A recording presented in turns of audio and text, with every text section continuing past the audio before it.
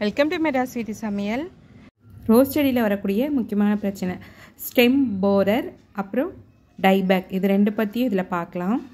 First dieback பற்றி பார்க்கலாம். Dieback வர்றதுக்கு முக்கியமான காரணம் மண்ணில் சத்து பற்றாக்குறையாக இருக்கலாம், இல்லைனா லெஸ் வாட்டரிங், இல்லைனா ஓவர் வாட்டரிங். ஸோ அப்புறமா கட் பண்ணும்போது அந்த சிசர் நல்ல ஷார்ப்பாக இல்லாமல் இருக்கிறது. ஸோ இதெல்லாம் கூட ஒரு காரணமாக இருக்கும். அதே மாதிரி கட் பண்ணும்போது 45 டிகிரி கொஞ்சம் சாய்ச்ச மாதிரி கட் பண்ணணும்.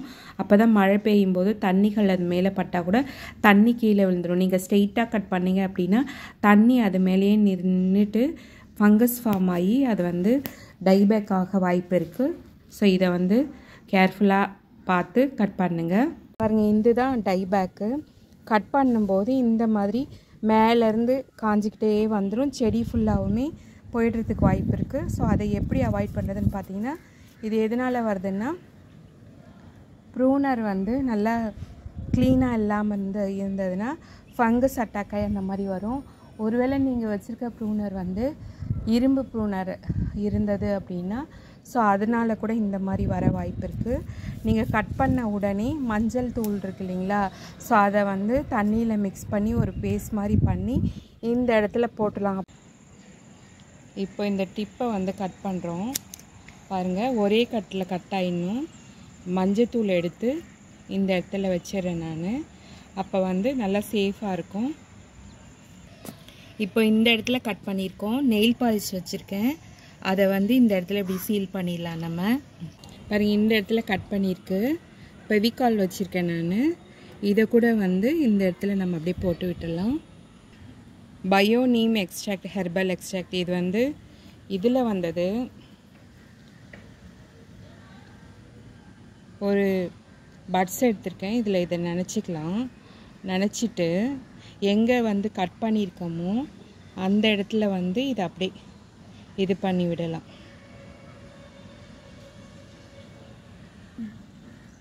இந்த இடத்துல கட் பண்ணியிருக்கேன். அலோவேரா வச்சு இந்த மாதிரி பாருங்களேன், இந்த மாதிரி பண்ணிக்கலாம்.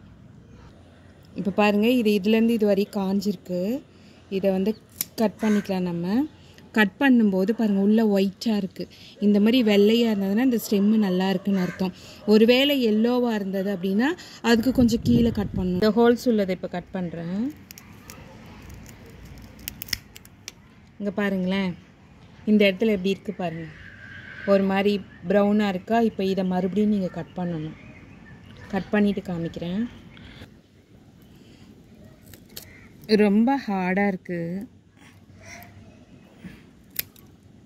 பாருங்கள். இப்போ தான் கரெக்டாக இருக்குது. ஸோ இந்த மாதிரி இது பண்ணிவிட்டு அதுக்கப்புறம் சீல் பண்ணிங்கன்னா இதுக்கப்புறம் பிரச்சனை இல்லை. சம்டைம்ஸ் இது வரையும் கூட போயிட்டு இந்த இடத்துல ஏதாவது பூச்சி புழு அந்த மாதிரி இருக்குது அப்படின்னா அதை க்ளீன் பண்ணி விட்டுணும். அது வரையும் நீங்கள் கட் பண்ணிவிட்டு இந்த ஸ்டெம்மை கட் பண்ணுறேன். பாருங்கள், இது எல்லோவாக இருக்குது. ஒரு மாதிரி கலர் கொஞ்சம் மாறின மாதிரி இருக்குது. இந்த மாதிரி இருந்ததுன்னா கொஞ்சம் கீழே தள்ளி கட் பண்ணிக்கோங்க.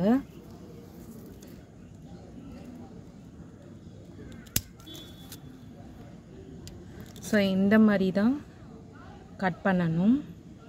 ஒருவேளை நீங்கள் வச்சுருக்க ப்ரூனர் இரும்பு ப்ரூனர் இருந்தது அப்படின்னா ஸோ அதனால் கூட இந்த மாதிரி வர வாயிலேருந்து காஞ்சிக்கிட்டே வந்துடும். செடி ஃபுல்லாகவுமே போயிடுறதுக்கு வாய்ப்பு இருக்குது. ஸோ அதை எப்படி அவாய்ட் பண்ணுறதுன்னு பார்த்தீங்கன்னா, இது எதனால் வருதுன்னா ப்ரூனர் நல்லா க்ளீனாக இல்லாமல் இருந்ததுன்னா ஃபங்கஸ் அட்டாக் ஆகி அந்த மாதிரி வரும். நீங்கள் கட் பண்ண உடனே மெழுகுவர்த்தியை உருக்கி இந்த இடத்துல ஒட்டினோன்னா சீல் ஆகிடும். இல்லைனா கெமிக்கல் ஷாப்பில் ஷாஃப்னு ஒரு ஃபங்கிசைட் பவுடர் இருக்குது. அந்த ஃபங்கிசைட் பவுடர் போட்டாலுமே இந்த மாதிரி ஸ்டெம் போரரோ இந்த மாதிரி ஸ்டெம் காஞ்சி போகிறதோ டைபேக்கோ அந்த மாதிரி வராமல் உங்கள் செடியை நீங்கள் சேவ் பண்ணலாம். ஸோ இந்த மாதிரி தான் இந்த பிளான்ட்டை சேவ் பண்ணணும். உங்கள் ப்ரூனரை நீங்கள் கட் பண்ணுறதுக்கு முன்னாடி அதில் டெட்டால் இருக்குது இல்லையா, டெட்டால் வச்சு தொடச்சிட்டு அதுக்கப்புறமா நீங்கள் கட் பண்ணிங்க அப்படின்னா இந்த மாதிரி ப்ராப்ளம்லேருந்து உங்கள் செடியை சேவ் பண்ணிக்கலாம். அப்படி உங்கள்கிட்ட டெட்டால் இல்லைன்னா சேவ்லான் யூஸ் பண்ணலாம். அதுவும் இல்லை அப்படின்னா நீம் ஆயில் இருக்கு இல்லையா, அதை வந்து ஒரு பஞ்சில் நனைச்சி அந்த ப்ரூனரை வந்து தொடச்சிட்டு அதுக்கப்புறமும் யூஸ் பண்ணலாம். ஸோ இந்த மாதிரிலாம் யூஸ் பண்ணிங்கன்னா உங்களோட செடியை வந்து சேவ் பண்ணிக்கலாம். அதாவது இந்த மாதிரி தடிமனாக இருக்கக்கூடிய தண்டுகளில் வந்து ஹோல்ஸ் வந்திருக்கும் பாருங்கள். இங்கே ஒன்று இருக்கா, இதுலேயுமே இதுலேயும் ஒரு ஹோல்ஸ் இருக்கா, இதுலேயுமே ஒரு ஹோல்ஸ் இருக்குது. இது ஆக்சுவலாக வந்து ஒரு ஆரஞ்சு கலர் ரோஸு. இந்த ரோஸ் நான் ரொம்ப நாளாக தேடிட்டு இருந்தேன், கிடச்சதுன்னு சொல்லி டக்குன்னு வாங்கிட்டேன். இந்த மாதிரி இருந்தது அப்படின்னா இதுக்குள்ளே ஏதாவது ஹனி தேன் பூச்சி இருக்கும், அப்படி இல்லைன்னா ஏதாவது புழுக்கள் முட்டை வச்சுருக்கோம், அதோட கூட வந்து பயன்படுத்தும். ஸோ இதை அப்படியே பார்க்காம விட்டுட்டோம் அப்படின்னா செடியவே அழிக்க வாய்ப்பு இருக்குது. ஸோ வந்து இந்த மாதிரி இருக்குது அப்படின்னா நீங்கள் வந்து ஃபுல்லாக ஓரளவு கட் பண்ணி எடுத்துருங்க. கட் பண்ணி எடுத்துட்டு நீங்கள் கட் பண்ணும்போது அந்த ஸ்டெம் வந்து எல்லோவாக இருக்கக்கூடாது. எல்லோவாக இருந்ததுன்னா எல்லோவுக்கு கீழே கட் பண்ணணும். நார்மலாக இருக்கிறது பார்த்திங்கன்னா உள்ளே வந்து ஒரு மாதிரி தண்டு சுற்றிலையும் பச்சையாகவும் நடுவில் வந்து ஒயிட்டாகவும் இருக்கணும். அதுதான் நல்ல ஸ்டெம்மு. அது வரையும் கட் பண்ணிக்கணும். ஸோ அப்போ வந்து இதை வந்து நம்ம சேவ் பண்ணிடலாம். அந்த செடியை புதுசாக செடி வாங்கினாலும் சரி, நம்ம வீட்டில் வந்து செடி வளர்த்துட்டு இருந்தாலும் அப்புறம் கட் பண்ணும்போது நம்ம ப்ரூன் பண்ணுறோம் இல்லைங்களா, பூலாம் கட் பண்ணி எடுக்கும்போது கூட இந்த மாதிரி கட் பண்ணுவோம். கட் பண்ணுற ஸ்டெம்மில் கூட இந்த மாதிரி ஹோல்ஸ் வந்துடும். அதையும் நம்ம பார்த்துக்கணும். இந்த ஹோல்ஸ் எந்த அளவு பாதிப்படைஞ்சிருக்குன்னு பார்க்குறதுக்கு ஒரு சின்ன கம்பியோ இல்லைனா ஒரு குச்சியோ விட்டு பார்த்தா அதோட ஆழம் எவ்வளோ இருக்குன்னு தெரியும். அதை வச்சு நம்ம வந்து கட் பண்ணிக்கலாம். அதே மாதிரி இது வந்து மெயினாக மூட்டை நோக்கி தான் போகும். அந்த நடுவில் சென்டர் பார்ட் இருக்குது இல்லைங்களா, ஸோ அதனால் வந்து செடியே இறந்து போக வாய்ப்பு இருக்குது. அப்படி இல்லைனா மழை பெய்யும் போது அந்த ஹோல்ஸ் வழியாக தண்ணி நிரம்பி கூட அழுகி போக வாய்ப்பு இருக்குது. இல்லைனா செடிக்கு தண்ணி ஊற்றும் போது கூட அழுகி போக வாய்ப்பு இருக்குது. அதில் வந்து வேறு புழுக்கள் ஏதாவது முட்டை போட்டுச்சுன்னா கூட ஸோ வேர்கள் வரை போய் வேரெல்லாம் சாப்பிடவும் வாய்ப்பு இருக்குது. அதனால் இதை வந்து கேர்ஃபுல்லாக ஹேண்டில் பண்ணி அதை ஸ்டார்டிங்கில் வந்து கட் பண்ணி எடுக்க பார்க்கணும். இந்த செடி நான் வாங்கிட்டு வரும்போதே இந்த மாதிரி இருந்தது. ஸோ அதான் உங்களோட ஷேர் பண்ணலாமே அப்படின்னு சொல்லிட்டு, இது வந்து முக்கியமாக நல்ல வளர்ந்த நல்ல ஹெல்த்தியான ஸ்டெம்மாக பார்த்து தான் இந்த மாதிரி ஹோல்ஸ் போடும். இந்த வீடியோ ரொம்பவே யூஸ்ஃபுல்லாக இருக்கும்னு நினைக்கிறேன்.